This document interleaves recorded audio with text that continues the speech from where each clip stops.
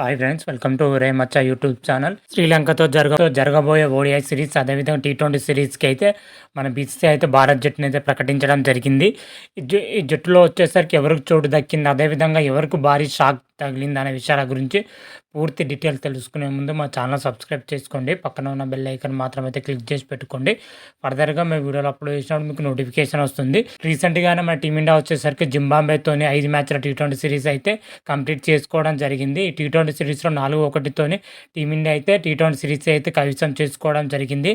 అయితే Zimbabwe series ముగిసిన వెంటనే మన టీమిండియా వచ్చేసరికి శ్రీలంక పర్యటనకి అయితే వెళ్ళనుంది. శ్రీలంక పర్యటనలో వచ్చేసరికి టీమిండియా 3 వన్డేలు 3 టీ20లు అయితే జరగనున్నాయి. అందులో భాగంగానే ఈ నెల 27 నుంచి అయితే మొదటగా టీ20 సిరీస్ అయితే ప్రారంభమవుతుంది. ఆ తర్వాత ఆగస్టు 2 నుంచి అయితే ఓడిఐ సిరీస్ అయితే ప్రారంభమవుతుంది. దీనికి సంబంధించి బీసీసీఐ మాత్రం అయితే భారత్ జట్టును అయితే ప్రకటించడం జరిగింది. ఓడిఐ జట్టును ప్రకటించింది, అదేవిధంగా టీ20 జట్టును అయితే ప్రకటించడం జరిగింది. కాకపోతే ఈ జట్టు ప్రకటనలో వచ్చేసరికి కొంతమంది ఆటగాళ్ళకైతే తీవ్ర అన్యాయం జరిగిందని చెప్పుకోవచ్చు. ముఖ్యంగా రుతురాజ్ గైక్వాడ్ను అయితే జట్టులోకి ఎంపిక చేయకపోవడం అయితే తీవ్ర విమర్శలకైతే దారితీస్తుందని చెప్పుకోవచ్చు. ఎందుకంటే రీసెంట్గా జరిగిన జింబాబ్వేతో జరిగిన మ్యాచ్లో యాక్చువల్గా 5 టీ20లో కేవలం 3 మ్యాచ్లు ఆడడం జరిగింది రుతురాజ్ గైక్వాడ్. అందులో ఒక బ్యాటింగ్ కూడా రాలేదు అని కూడా చెప్పుకోవచ్చు. అయినా కూడా 150 స్ట్రైక్ రేట్తో 113 పరుగులు మాత్రమే చేయడం జరిగింది రుతురాజ్ గైక్వాడ్ మాత్రమైతే. అదేవిధంగా అతనితో ఉన్న శుభ్మన్ గిల్ మాత్రమైతే 5 మ్యాచ్లు ఆడి కేవలం 120 స్ట్రైక్ రేట్ తోటి 133 పరుగులు మాత్రమే చేయడం జరిగింది. రుతురాజ్ గైక్వాడ్ పక్కన పెట్టి శుభ్మన్ గిల్ తీసుకోవడం ఏంటో నాకు చాలా అంటే చాలా ఆశ్చర్యం అయితే గురి చేసిందని కూడా చెప్పుకోవచ్చు. అదేవిధంగా బ్యాటింగ్ విఫలం ఉన్న శుభ్మన్ గిల్కు మన టీ20లో వైస్ కెప్టెన్గా ఇవ్వడం జరిగింది. ఇదొక భారీ షాకింగ్ న్యూస్ అని చెప్పుకోవచ్చు.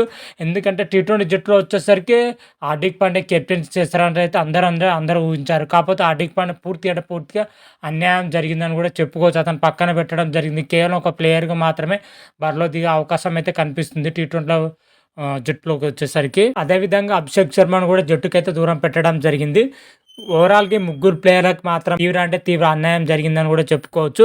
అయితే ఆ శ్రీలంకతో జరగబోయే ఓడిఐ సిరీస్కి, అదేవిధంగా టీ20 సిరీస్కి భారత్ జట్టు మాత్రం అయితే ఈ విధంగానే ప్రకటించడం జరిగింది బీసీసీఐ మాత్రం అయితే. ముందుగా టీ20 జట్టు వచ్చేసరికి Suryakumar Yadav captain, Shubman Gill vice captain, Yashasvi Jaiswal, Rinku Singh, Riyan Parag, Rishabh Pant wicket keeper, Sanju Samson wicket keeper, Shivam Dube, అదేవిధంగా హార్దిక్ పాండ్యా, అక్షర్ పటేల్ ఆల్రౌండర్ పొజిషన్.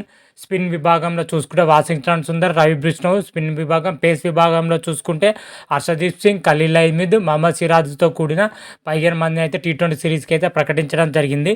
ఇందులో వచ్చేసరికి మెయిన్గా అభిషేక్ శర్మ, అదేవిధంగా రుతురాజ్ గైక్వాడ్ చోటు లభిస్తే బాగుండేది అనిపించింది నాకు అనిపిస్తుంది. అదే మీకు ఎలా అనిపించింది అయితే కామెంట్ రూపంలో తెలపండి. అదేవిధంగా ఓడిఐ సిరీస్కి వచ్చేసరికి ఓడిఐ సిరీస్లో సీనియర్ ఆటగాళ్ళైన విరాట్ కోహ్లీ, అదేవిధంగా రోహిత్ శర్మ మాత్రమైతే రీఎంట్రీ ఇవ్వనున్నారు ఈ సిరీస్ తోటి మాత్రమైతే. వాటితో పాటు శ్రేయస్ అయ్యర్ కూడా ఈ మ్యాచ్తోనైతే రీఎంట్రీ అయితే ఇవ్వనున్నారు, మహమ్మద్ సిరాజ్ కూడా. అయితే వన్డే సిరీస్కి వచ్చేసరికి భారత్ జట్టు మాత్రమైతే ఈ విధంగానే ఉందని చెప్పుకోవచ్చు. రోహిత్ శర్మ, శుభ్మన్ గిల్, విరాట్ కోహ్లీ, కేఎల్ రాహుల్, రిషబ్ పంత్, శ్రేయస్ అయ్యర్, శుభం దుబే, కుల్దీప్ యాదవ్, మహమ్మద్ సిరాజ్, వాషింగ్టన్ సుందర్, హర్షదీప్ సింగ్, రియాన్ పరాగ్, అక్షర్ పటేల్, ఖలీల్ అహ్మద్, హర్షిత్ రాణాతో కూడిన స్క్వాడ్ మాత్రమైతే ప్రకటించడం జరిగింది. మరి స్క్వాడ్లో మాత్రం చూసుకుంటే సంజు శాంసన్కి అయితే తీవ్ర అన్యాయం జరిగిందని చెప్పుకోవచ్చు. సంజు శాంసన్ గతంలో జరిగిన ఓడిఐ సిరీస్లో అద్భుతంగా రాణించడం జరిగింది. అయినా కూడా అతను అయితే పరిగణలోకి జరగడం జరిగింది. రీసెంట్గా టీ20 వరల్డ్ కప్లో సెలెక్ట్ అయిన బ్యాటింగ్లో చేసే ఆప్షన్ కూడా రాలేకపోయింది. రీసెంట్గా జరిగిన జింబాబ్వేతో జరిగిన మ్యాచ్లో కూడా అద్భుతంగా రాణించారు సంజు శాంసన్, కానీ ఓడిఐలో మాత్రం అయితే చోటు లభించలేదు. ఇలా చాలామంది ప్లేయర్లకు అయితే బీసీసీఐ అయితే చాలా తీవ్ర అన్యాయం అయితే చేసిందని చెప్పుకోవచ్చు.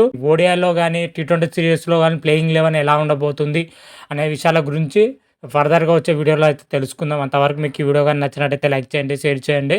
మరిన్ని వీడియో కోసం మా ఛానల్ సబ్స్క్రైబ్ చేసుకోండి. పక్కన ఉన్న బెల్ ఐకాన్ మాత్రం అయితే క్లిక్ చేసి పెట్టుకోండి. ఫర్దర్గా మీ వీడియోలో అప్లోడ్ చేసే మీకు నోటిఫికేషన్ వస్తుంది.